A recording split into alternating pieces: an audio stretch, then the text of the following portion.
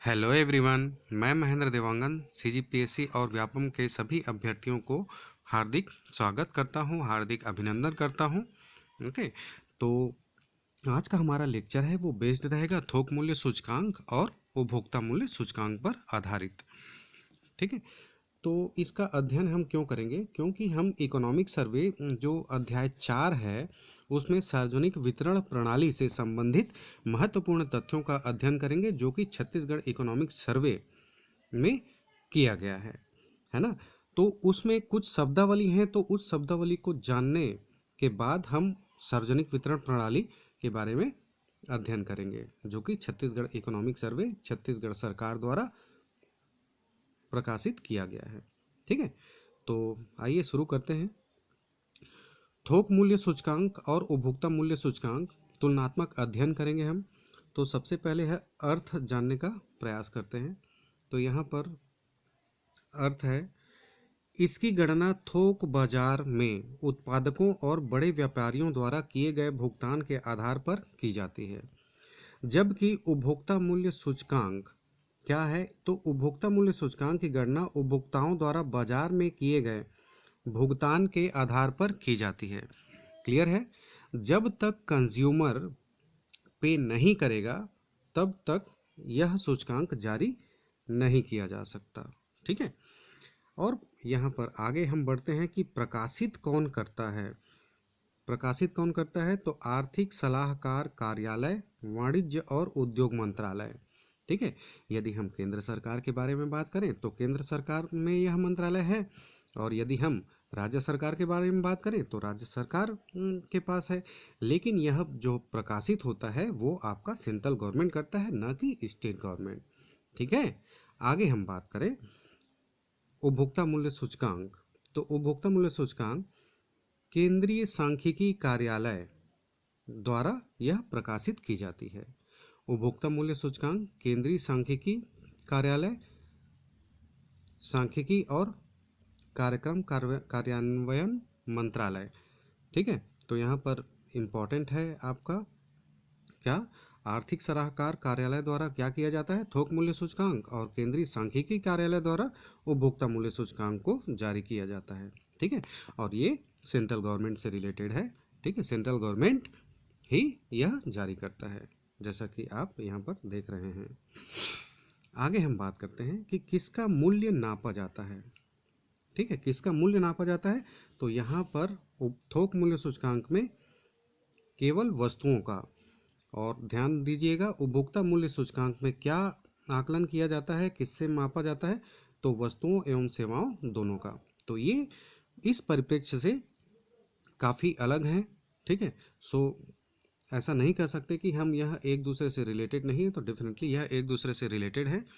Okay, आगे हम बढ़ते हैं कि थोक मूल्य सूचकांक में मुद्रास्फीति की गणना कब की जाती है। ओके, तो मुद्रास्फीति की गणना पहले चरण के भुगतान के आधार पर की जाती है।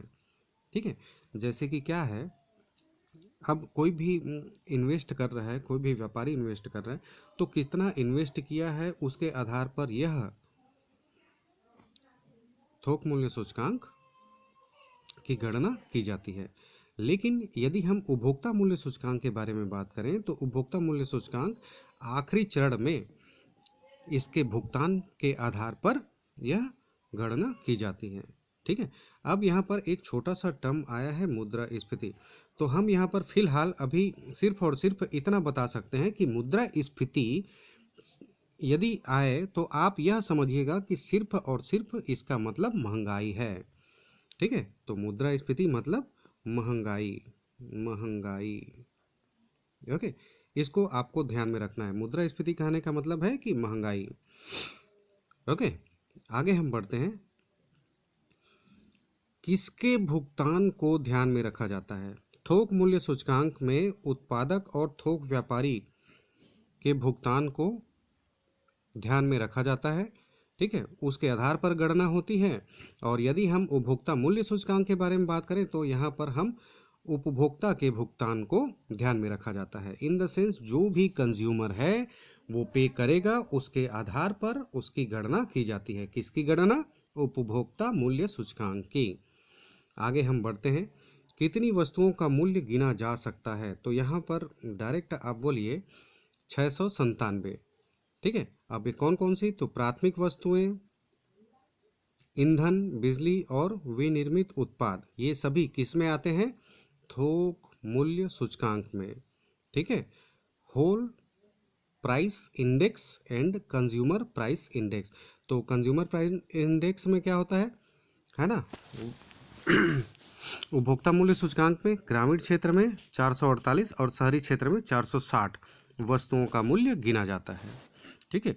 और वो कौन कौन से हैं, क्या क्या हैं, तो ये आप डिटेल में आप को बाद में हम यहाँ पर चर्चा करके बताएंगे, या फिर एक वीडियो, शॉर्ट वीडियो डिफरेंटली बता देंगे on the basis of your comment. जैसे जैसे कमेंट आता है वैसे वैसे हम यहाँ पर नहीं करते। हालांकि एग्ज़ाम के पॉइंट ऑफ व्यू से आपको यहाँ पर सिर्फ और सिर्फ इतना ध्यान देना है कि कितनी वस्तुओं का मूल्य गिना जा सकता है, तो ये आपका 697। ठीक है। और उपभोक्ता मूल्य सूचकांक में 448, ये आपके शहरी के ग्रामीण के लिए है, और शहरी के लिए 460। Okay, so just keep it in mind. उसके बाद फिर किस प्रकार की वस्तुएं शामिल की जाती है? इट इज़ इंपॉर्टेंट, किस प्रकार की वस्तुएं शामिल की जाती है? तो थोक मूल्य सूचकांक में किस प्रकार की वस्तुएं शामिल की जाती है? औद्योगिक वस्तुएं, मध्यवर्ती वस्तुएं जैसे खनिज, मशीनरी, बुनियादी धातु आदि। उसके बाद फिर यदि हम उपभोक्ता मूल्य सूचकांक के बारे में बात करें, तो उपभोक्ता किस किस चीज़ों पर खर्च करता है, कंज्यूमर किस किस चीज़ों पर खर्च करता है, इसको हमें ध्यान में रखते हैं।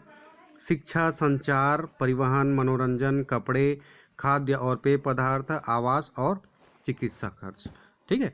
तो ये बेसिक डिफरेंस है। आगे हम बात करें आधार वर्ष की, तो आधार वर्ष थोक मूल्य सूचकांक का आधार वर्ष है 2011-12, और ये क्वेश्चन पूछा जा चुका है जी। और उपभोक्ता मूल्य सूचकांक का आधार वर्ष 2012। 2012 क्यों? क्योंकि यहाँ पर अंतिम रूप से खर्च किए जाने के बाद उपभोक्ता मूल्य सूचकांक की गणना होती है, इसलिए। और यहाँ पर आपका शुरुआती दौर पर गणना की जाती है, इसलिए यहाँ पर 2011-12 लिया गया है। आगे हम बढ़ते हैं। कितने देशों में इस्तेमाल किया जाता है? भारत सहित कुछ देशों में। और यदि हम उपभोक्ता मूल्य सूचकांक के बारे में बात करें, तो उपभोक्ता मूल्य सूचकांक अमेरिका सहित विश्व के 157 देशों में। यहाँ से क्वेश्चन आपका आ सकता है कि थोक मूल्य सूचकांक की गणना या उपभोक्ता मूल्य सूचकांक की गणना, दोनों में से सर्वाधिक उपयोग किस सूचकांक का प्रयोग किया जाता है? तो ये है आपका उपभोक्ता मूल्य सूचकांक। आंकड़े कब प्रकाशित किए जाते हैं? It is important. तो आंकड़े कब प्रकाशित किए जाते हैं? प्राथमिक वस्तुएं, ईंधन, बिजली, ये साप्ताहिक आधार पर, अन्य सभी वस्तुओं पर या ओवरऑल 1 महीने में। ठीक है। तो यहाँ पर ध्यान दीजिएगा, साप्ताहिक आधार पर 1 और महीने पर। और थोक मूल्य उपभोक्ता मूल्य सूचकांक 1 महीने में। ठीक है। ये थोक मूल्य सूचकांक साप्ताहिक आधार पर भी किए जाते हैं, लेकिन ध्यान दीजिएगा उपभोक्ता मूल्य सूचकांक में साप्ताहिक नहीं किया जाता, यह मासिक। आपको यहाँ पर जैसे कि क्वेश्चन आ जाता है कि आंकड़े कब प्रकाशित किए जाते हैं? मासिक आधार पर, द्विमासिक आधार पर, त्रिमासिक आधार पर, ऐसा। तो आपको ध्यान में रखना है, उपभोक्ता मूल्य सूचकांक केवल मासिक आधार पर किया जाता है, महीने में किया जाता है, लेकिन थोक मूल्य सूचकांक साप्ताहिक और मासिक दोनों होता है। सो उम्मीद है कि आपको यह वीडियो काफ़ी पसंद आया होगा। तो please like, share and comment ज़रूर करें, और इस वीडियो को 1, 2, 3 जितने भी बार देखना चाहें आप देख सकते हैं। और मैं चाहूँगा कि आप इसका स्क्रीनशॉट लेते हुए या फिर आप साइड में नोट्स बनाते चलें, ताकि आपको आगे आने वाले एग्ज़ाम में काफ़ी हेल्पफुल रहे। सो विन एकेडमी की ओर से आप सभी का धन्यवाद। Thank you very much.